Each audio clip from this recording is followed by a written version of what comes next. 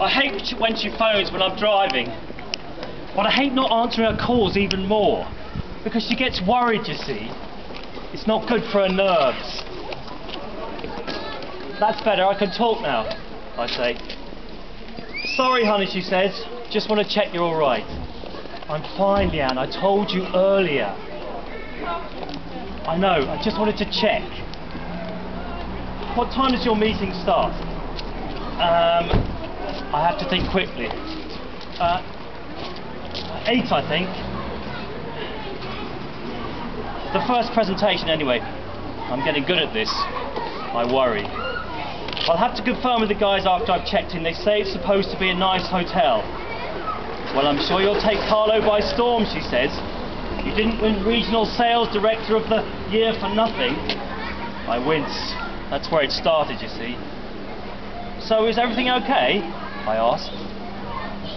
The little one has a bit of a cough, she says, but nothing to worry about. At least, I hope it's nothing anyway. I give him a drop of Benylin or something, only you know he hates it.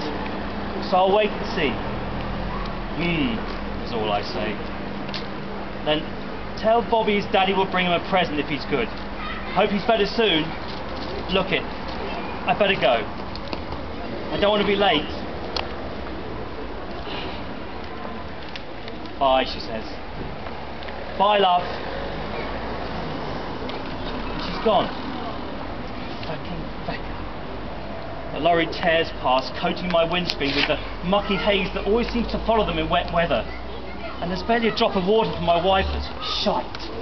I'll top up at the next garage. Though it's true, I don't want to be late. I pull out onto the road again. As the car accelerates through the soppy weather, I feel like I always feel when I'm doing this. Not that it's a regular thing, or that I've always been doing it, but I recognise the feeling, mixed and torn. Wondering, should I go back? Knowing I won't. Part guilt, part excitement. I'm not going anywhere near Carlo, you see. I should be, the way business is and everything. I've not been able to tell her that, well, things aren't going great in the company, I mean. Well, what business is these days? We're managing, but only just. And the upshot is it's looking like I'll have to take another pay cut next month. I'm going to get my job. Where is it? I will, though. I'll tell her. I've been trying to find the right time, but you know, her nerves. So anyway, I probably should be going to Carlo and taking the county by storm, but I'm not. I'm going to see her. Look, I hate the word mistress. And anyway, it's nothing like that. But I'm not going to a sales conference. I'm going to meet Sarah, the woman I met at the company do last year when Leanne was sick and couldn't come with me. When I won Regional Director of the Year. And tonight I'm going to stay at Sarah's house and we're going to shag each other's brains out. I don't know why I said Carlo, but I had to think of something when I got Sarah's text. Leanne was there when the phone boinged with a new message. She asked if it was anything interesting, so I invented this sales conference on the spur of the moment as I read those two simple words, Free Friday. I really hate doing this, but Leanne is, well, she's Leanne. I mean, she's good and I love her and everything, but I couldn't shag her brains out because, well, you know, she's Leanne. She's too nice. Sarah lives in Athlone. I'm nearly there now. God, she's gorgeous. Look, I'm not in love with her. I'm not going to fall in love with her or anything like that, and I'm not going to leave Leanne or wreck my marriage over her. I have to keep telling myself that. There's a petrol station up ahead. Though I don't know if I really want to go in. Last time the guy said, "How ya?" Again. Like I was a regular, had to laugh at that. Here for another top up. Anyway, I get sorted at the garage. Usual, breath mints, lotto, €40 premium. I'll have to switch to regular soon, the price of it. They have a nice kite on a special offer that'll do for a present for Bobby, so I think I'll get that. It'd be nice to take him out to fly a kite. Someday. Driving out, I realise I forgot to top up the windscreen bottle. Shite. So, I'm not going to go into the details of the night with Sarah. No, I'm just not. except to say she had this chocolate body paint this time and a Kama Sutra DVD. We nearly put my back out by trying some of the more complicated ones. You'd never do that with Leanne. In fact, but Sarah knows how to make a guy happy, and she knows how to have a guy make her happy. And so when everyone's happy, what's the problem? I'm sitting here, wearing her bathrobe in the kitchen the next morning, having a coffee, thinking about all this. She's in the other room at the computer with her face on already, and a business suit and all, Skyping with her marketing people in Germany. It's not yet 9 o'clock even. But Dad, she's some woman. Scary almost. Still, if it wasn't for her pull with the crew she works for, I doubt we'd have half the contracts and all as we do. So it wouldn't be a pay cut. But a dole card I'd be bringing home to Leanne. I suppose I should be grateful for that. But did you ever feel trapped? I take my time over the coffee because I don't want to get back home too early. I know the last thing I'll do before leaving her house is to shower to get her scent off me. Well, and then get dressed afterwards, of course. That'll be the very last thing. She's finished on Skype by the time I'm done. See you next time, she says as I leave, as she always does. And then that look. So you don't know if she's giving you the come on or laughing at you. She adds, if you like. She's some woman. I have to adjust myself so I can walk down the path to the car without embarrassment. I'm always really glad to get back home after these occasions. How's my honey? Says Leanne at the door. And after I get my jacket off, we have a really nice hug, really nice. And I don't want it to stop, but then my back twinges and I have to let go. How's the bobster, I asked, still coughing? Not as much as he was. He's grand. How was Carlo? Any new contracts?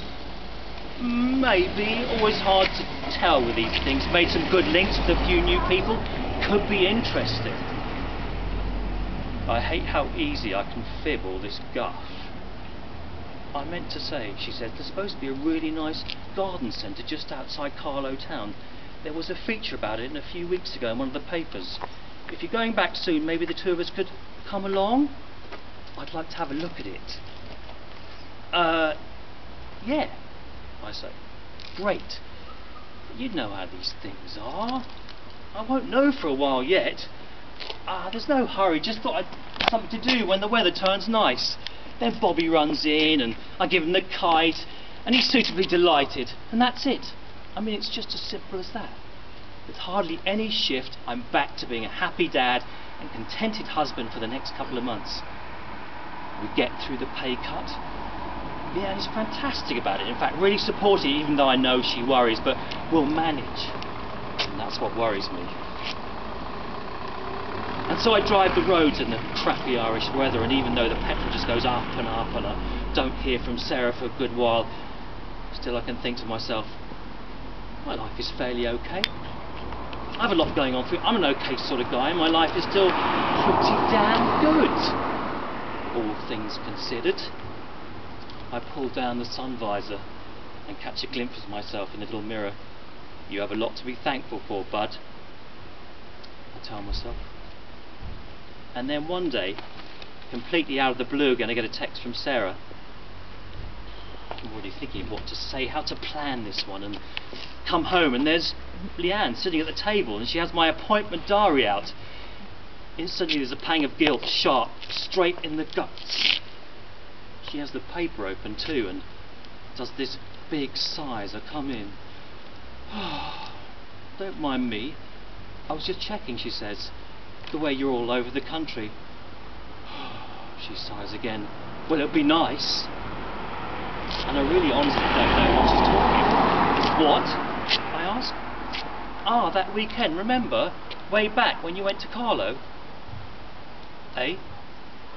Yeah? I was just hoping you might have gone to Athlone. Holy fuck, I don't say it out loud. There, look.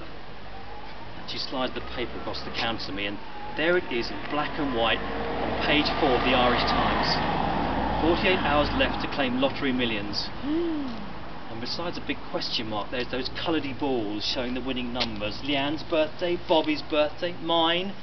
Ticket brought O'Donoghue's garage outside Athlone. And the quote from the owner saying, "They're all very excited. They didn't think it was anyone local. It must have been someone passing through the town, and they never have believed it." Leanne gets up. "I got a chicken for dinner. It was discounted for use by tomorrow." "I didn't feel like anything more fussy," she says, going to the kitchen. "Fine," I say absently. And she's gone. I fumble for my wallet. It's a bit crumpled, but still there, folded in with some petrol receipts I have to claim for. I take out the ticket to be sure. The same date, nearly 3 months back. Leanne's birthday, Bobby's, mine. I gaze at it, wondering. There's a fire lit on the stove, and God strike me, but I'm actually tempted. I can see the flames through the smoky glass door, all heat and shadows. I see Sarah's face, giving me the come on, laughing. And then I hear someone's voice like it's calling from a long way off, and it takes me a moment to realise it's my own voice, calling real slow. "Darling, can you come here?" Says Leanne, walking back into the room. And am I just imagining it? Or does she walk in with an air more determined than I've seen before? "There's something I want to talk to you about," I say.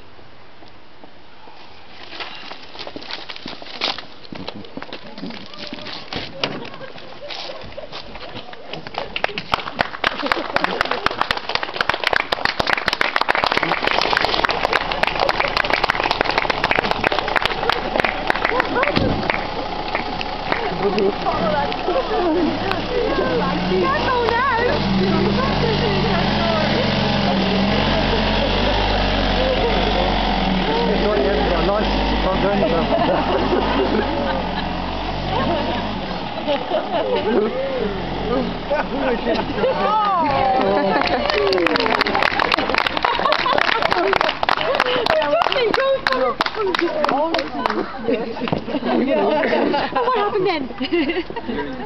Oh, good story.